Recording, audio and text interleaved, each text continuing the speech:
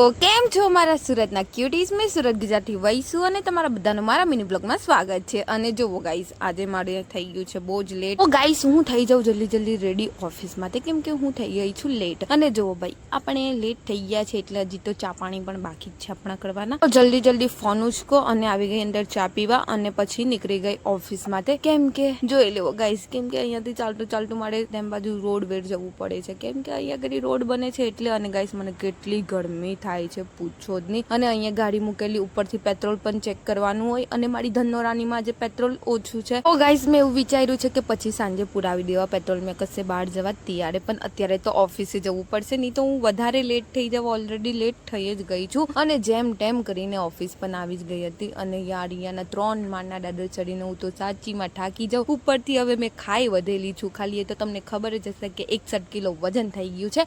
અને જો પંચિંગ કર્યું અને બધો સામાન લઈ લીધો મેં મારો બેગમાંથી. અને ગાઈઝ, એક વસ્તુ તો મેં ઘરે જ ભૂલી ગઈ, એ હતું ખાવાની વસ્તુ. એટલે પછી ચલો કંઈ નહીં, ભૂલી ગઈ એ પણ સારી વાત છે, નહીં તો વધારે જાડી થઈ જવાય. એ તો સારું જ છે કે ઘરે ભૂલી ગઈ.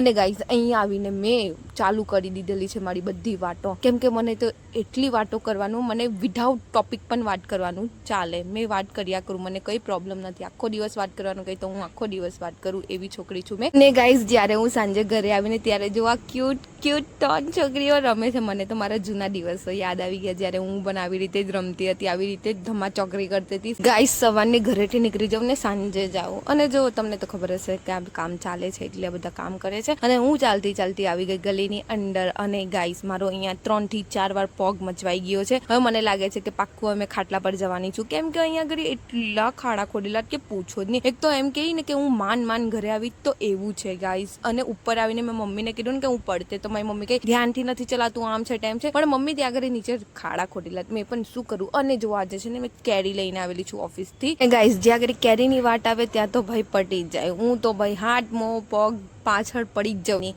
અને જઈ વાર મેં ખાઈ નહીં લઉં ને તો મને સંતોષ નહીં થાય. અને અહીંયા આગળ IPL ચાલતી હતી તો વધારે મજા આવી ગઈ. IPL જોતા મસ્ત કેરી એન્જોય કરેલી છે મેં. અને ભાઈ, આજે જો ગોલુરામ આવ્યો છે ઘરે, અને હું તો ઉપર એડિટિંગ કરતી હતી ને એ આવેલો હતો, તો મેં ફટાફટ એની પાસે આવેલી, કેમ કે મારા મમ્મી લોકો બહાર ગયા હતા ને, તો એના માટે બધા રમકડા લાવેલા. તો આ ભાઈ સાહેબ ને તો રમકડા માટે એટલું બધું એ છે કે મેં ક્યારની બોલાવું છું, મારી પાસે આવતો જ નથી. તો મેં એને કીધું કે હું તને રમકડા નહીં આપા. તો જો પછી એને જવાનો ટાઈમ હતો ને ત્યારે મેં રમકડા લઈ લીધેલા હતા. તો એમ કે પ્લીઝ માછી આપી દો ને. તો મેં કીધું કે મને બહુ બધી કિસી કર. તો એ પછી મને કિસી કરતો, તો પછી એ લઈને ચાલ્યો ગયો. એનાથી ખબર પડે કે આ મારો ગોલુ કેટલો લાલચી છે.